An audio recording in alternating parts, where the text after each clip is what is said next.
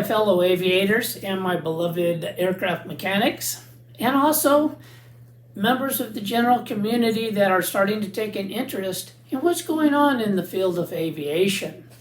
So for you folks, I am Captain Robert Ryder, and I have stopped being a corporate pilot and have now focused the remaining years of my career on helping out aviation and helping our new pilots and our new aircraft mechanics get a foothold in aviation and care for you guys in the community.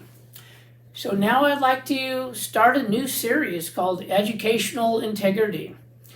Now, what's going on in aviation is kind of horrifying, and this is really hurting our children, our young adults, our future pilots and aircraft mechanics. So now with this, I'd like to just share with you as I have a story to tell.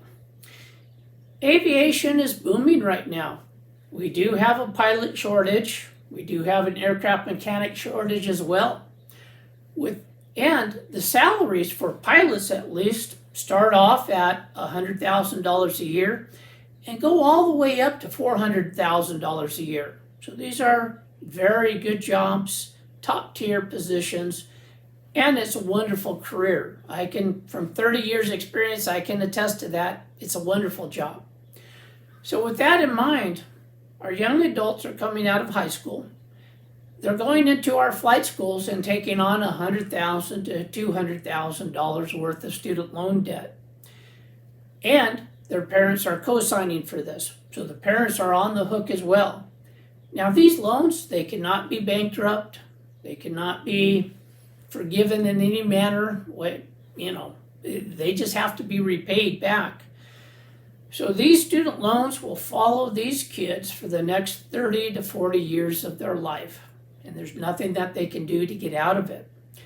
But you know what? When you look at starting off at $100,000 a year after, about 2 or 3 years of training, that looks very promising, especially when the salaries go up to $200,000, $300,000, or $400,000 per year. So this on paper looks like an excellent choice, and I don't blame the kids and the parents for choosing aviation. On paper, it looks wonderful. So now let's get into what's happening with our educational institutions, because everyone from a high school to a junior college to a university is now beginning their own flight programs across the nation. They're popping up everywhere. And there are not enough aviation professionals to fill the roles of being teachers. Most times these colleges or universities are just throwing anyone or whomever they can find into the role of aviation professor, and this is greatly harming these children's education. So with that being said, I would like to tell you that I applied for one of the local colleges here, California Baptist University, and I applied to be an aviation professor. With 30 years experience as both a pilot and an aircraft mechanic, I was pretty much hired on the spot. I was given a list of classes that I was going to teach. I came and monitored the classes and met the kids. Then all of a sudden, on a dime, no contact. No responses to emails, no answers to phone calls, no letter, nothing. Now CBU can hire whoever they want. That's not the issue. I think if they didn't want to hire me just because I'm me and I am hated, that they would have just had HR at least send a letter, maybe an email, maybe a phone call saying, hey, look, you don't mesh with our culture, so we don't want to hire you. No human resources procedures were followed at all. It was just silence and no further contact. So then I'm walking around Redlands Airport and I run into the director of the aviation program for San Bernardino Valley College. He said, hey, look, we desperately need professors. We need aviation professors that actually have experience and know what they're talking about. Would you please apply? I applied, And of course, when San Bernardino Valley College Aviation Department saw my resume, saw my experience, hired on the spot. And I was told that everyone was excited to have me join them and help out their aviation department. And personally, I was thrilled to be able to have a chance to go and help my young future first officers, my future mechanics that will be in the maintenance shops protecting us. I was ecstatic. Same thing happened. All of a sudden, silence. No return of phone calls, no answering emails, no standard human resources procedures followed, just silence. I was then informed that the local FAA office, the Riverside FSDO, Flight Standards District Office employees, who by the way have a visceral hatred towards me, and this hatred comes from the fact that I am, in fact, a whistleblower. I have called them out on falsifying accident reports, falsifying their reports of investigation against us airmen and mechanics to frame us, falsifying official government reports. I mean, if you look at my article and video on the charges against the criminal charges against the FAA, which you can see here, it was 40 pages, and I had to edit that down quite a bit. So we're facing an FAA that is completely lawless, doesn't have any leadership, and each office is kind of like if you watch Game of Thrones. Each office is its own house, doing whatever it wants with no oversight whatsoever. So anyways, this Riverside FSDO employee came out and informed San Bernardino Valley College that if I was hired, they would revoke their FAA certification for their aviation department. This would end their aviation department overnight. Now my problem is the FAA can revoke certification, but that has to come from a high level. That has to go through FAA legal. That has to be talked about on various boards and discussed. What's happening is that a local government employee, a low-level government employee, is now threatening our colleges and our universities and dictating who they can hire based on their personal likes and dislikes. This is criminal behavior. And in my case, this constitutes 2 felonies. The first felony is 18 U.S.C. 371, obstructing the lawful functions of a government office. Now, nowhere in the FAA mandate does it say that FAA employees of any level can target an airman or aircraft mechanic, can go out and tell universities who they can hire and who they can't. Nowhere in FAA policy is that allowed, and even common sense says that isn't allowed. Now, the second felony that they did is 18 U.S.C. 1513E, retaliating against a witness, victim, or an informant. So now, let me read you the statute. Whoever knowingly, with the intent to retaliate, takes any action harmful to any person, including interference with the lawful employment or livelihood of any person, for providing to a law enforcement officer any truthful information relating to the commission or possible commission of any federal offense, shall be fined under this title or imprisoned not more than 10 years or both. So I'm a whistleblower. I'm going through the whole chain of command at the FAA, from Mr. Brian Bedford, the FAA administrator, to the guy that's the FAA legal department, the FAA fraud and hotline number, the FAA accountability board, to the local FSDOs, the Riverside FSDO and the Scottsdale FSDO. Let them know about all these criminal charges. What did they do? They denied my employment and my source of livelihood at both CBU College and San Bernardino Valley College. Specifically did it. And let me share with you a little story about the background on here so you can get an idea of what it's about. When I was framed in an NTSB accident investigation that happened, a crash happened in Hawaii in June of 2019. The FAA knew the report was falsified because it's just basic multi-engine aerodynamics. You know, Captain Jerome Rennet lost the left engine. He went into the dirt. He perished in the line of duty because he feathered that propeller before the airplane hit. So we know he identified, verified, and feathered that propeller because there's no other way it can get feathered.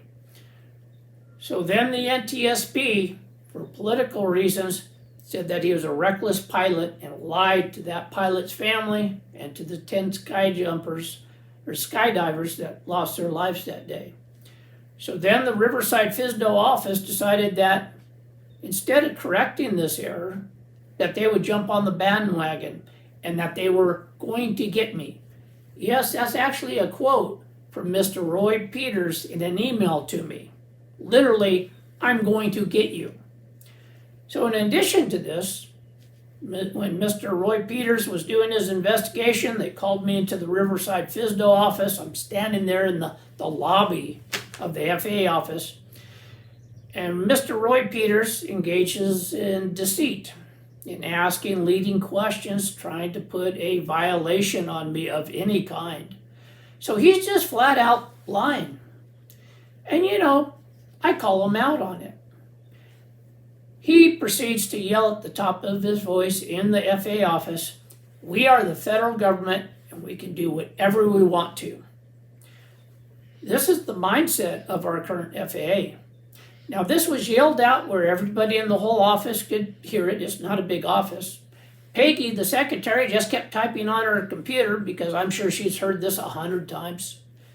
No supervisor came out to see what was going on. I was horrified. Now, Mr. Peters is not a low-level FAA employee. He's one of the most senior persons there. He's, in fact, a training officer. I was a training officer when I was a special agent with the Department of Defense. This is a big privilege. This is training the next generation of employees on how to conduct themselves. So here, Mr. Peters is teaching a new hire at the time.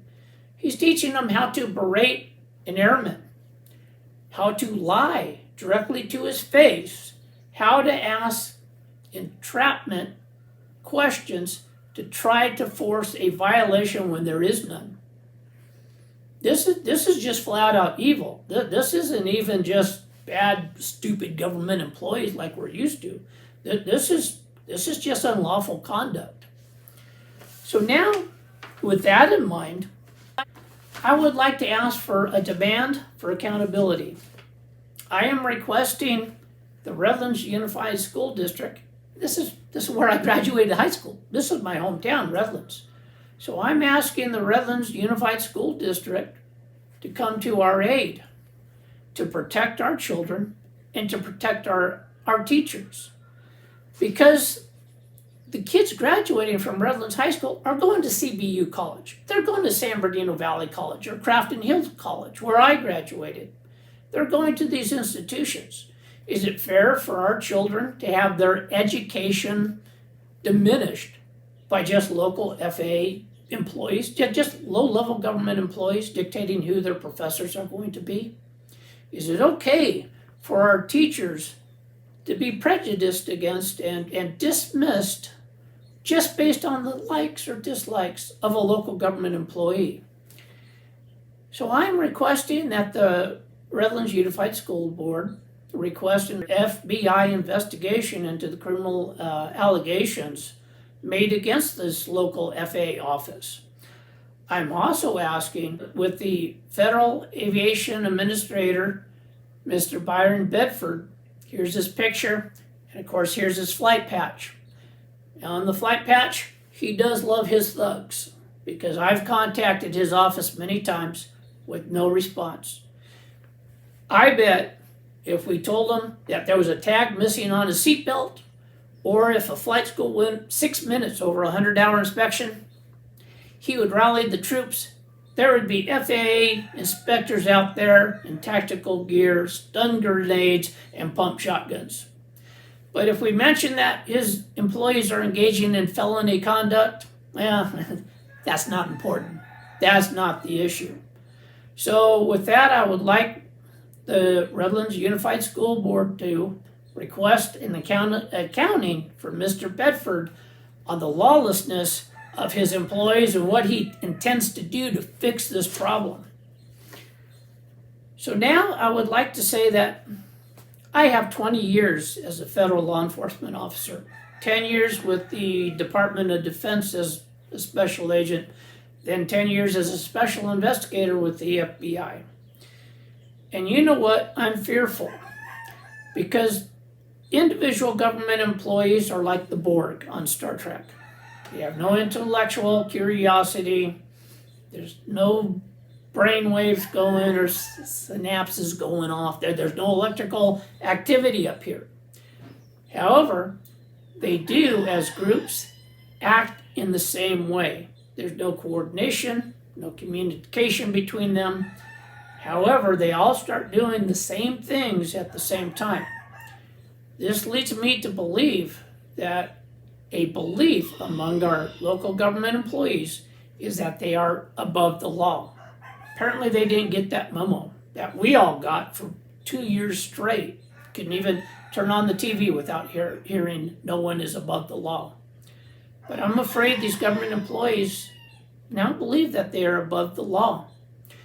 I wish to correct the situation because if this is happening in our aviation departments at our colleges and universities, it's also happening to our nursing programs, our engineering programs, our firefighting programs. All the programs that we are sending our kids to and paying top dollar are being compromised, or maybe be compromised. I think this issue is important enough for us to go down that rabbit hole, because I think if we go down that rabbit hole, we'll find out that the Mad Hatter is in charge, and we need to address this and fix this. So now, I will also be submitting this request, and you can go on my website at www.capthatguy.com, and you can read the full article there. And I'm also sending this article and requesting interviews and start a dialogue with Mr. Ronald Ellis, who's the president of CBU, requesting that Mr. Gilbert Contreras, the president of San Bernardino Valley College, express their concern and what they think about this situation.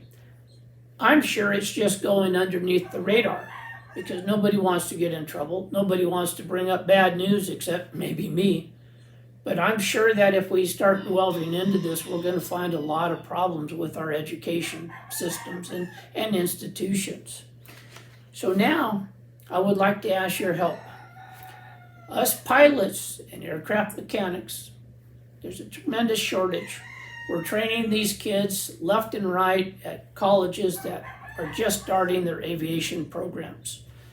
I would ask that you would help us by signing the attached petition and email it back to me at rmriter@aol.com. So the petition is right here. Please download. You can download it on my website on the article there at captainthatguy.com, or just right off here off the video. But please fill that out. Please ask other concerned parents or other people concerned about the educational integrity of our institutions and send that back to me. This is a nationwide petition that I'm beginning so that we can address these problems and fix them before more of our kids are harmed. So with that being said, I would like to say there is hope. We can fix this. This is just a man-made problem, and we're men, we can fix it. And with that being said, I would like to say peace, God bless, keep flying speed.